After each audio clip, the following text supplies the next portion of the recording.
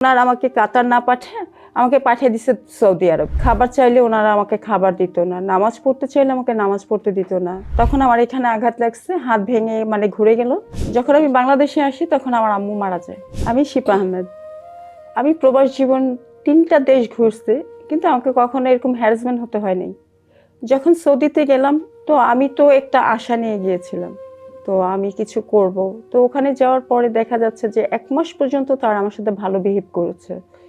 তারপর থেকে দেখলাম খাবার চাইলে ওনারা আমাকে খাবার দিত না, নামাজ পড়তে চাইলে আমাকে নামাজ পড়তে দিত না। তো যখন খাবার চাইতে যেতাম তখন ওরা মারতো। আমাকে দেওয়া হয়েছিল আপনার শোরুমে জব করার জন্য, তারা আমাকে নিয়ে গেছে হাউজে।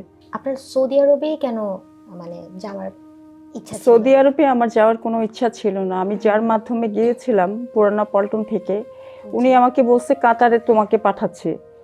তো আমি ওনার উপর ডিপেন্ড করে আমি ভাবলাম যে উনি তো আরো 2-3 বার আমাকে পাঠাইছে, তো এবার আমাকে কাতারই পাঠাবে। তো ওইখানে আপনি কি কাজ করতেন? ওখানে আমি আপনার মার্কেটিং জবে ছিলাম, আপনার লুলু সুপার মার্কেটে। যখন আমি বাংলাদেশে আসি তখন আমার আম্মু মারা যায়। আমি ওখান থেকে অ্যাক্সিডেন্ট করি, তো আমাকে 1 মাসের ছুটিতে বাংলাদেশে পাঠায়। কিভাবে অ্যাক্সিডেন্ট হয় আপনার? মালিকের গাড়িতে আমি যখন কাজ শেষ করে বের হচ্ছি, তখন মালিক হঠাৎ করে গাড়ি ব্রেক করে, তখন আমার গায়ে ধাক্কা লাগে। ধাক্কা লাগার পরে আমি এখান থেকে অনেক দূরে ছিটে পড়ে যাই। তখন আমার এখানে আঘাত লাগছে, হাত ভেঙে ঘুরে গেল।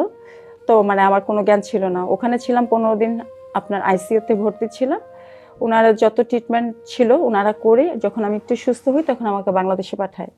বাংলাদেশে আসার 1 মাস হয়নি তখন আমার মা মারা যায়। তো আমার মালিক বলছিল যে তুই যখন তোর মা মারা গেছে তুই 6 মাস পরে আমাকে বলিস, আমি তোকে টিকিট দিব, তুই আবার চলে আসিস।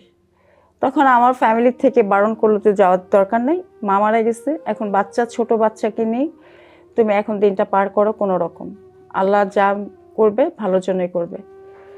তো আমাকে জানি না আল্লাহ পাক আমাকে আমার ভাগ্যে কি লিখে রাখছিল। তো আমি স্বইচ্ছে আমি বলছি যে আমি আবার কাতারে যাব। তো ওনারা আমাকে কাতার না পাঠিয়ে আমাকে পাঠিয়ে দিছে সৌদি আরব, রিয়াদে। আপনি কি জানতেন আপনাকে? না, আমি জানতাম না। ওনারা আমাকে কাতারের পরিবর্তে আপনার সৌদি আরবে পাঠাবে। তো যখন সৌদি আরব এয়ারপোর্টে নামলাম তখন আমি একটা বাঙালি মহিলাকে জিজ্ঞেস করতেছি এটা কোন এয়ারপোর্ট। বলে আল্লাহ তুমি কি জানো না, এটা তো সৌদি এয়ারপোর্ট। তখন আমি খুব ভয় পেয়ে গেলাম যে Qatar airport, Dubai airport, Abu Dhabi airport আমি জানি, চিনি, এবং এইটা তো আমি কখনো দেখি নাই। তো আল্লাহর উপর ভরসা করে দেখি আল্লাহ ভাগ্যে কি লিখে রাখছে। তো মালিক রিসিভ করার জন্য আসছে, আমি ওনাকে সালাম দিলাম, ওনার সাথে কথা বললাম। কথা বলার পরে উনি আমাকে বলতেছে যে চল আমার বাসা চল।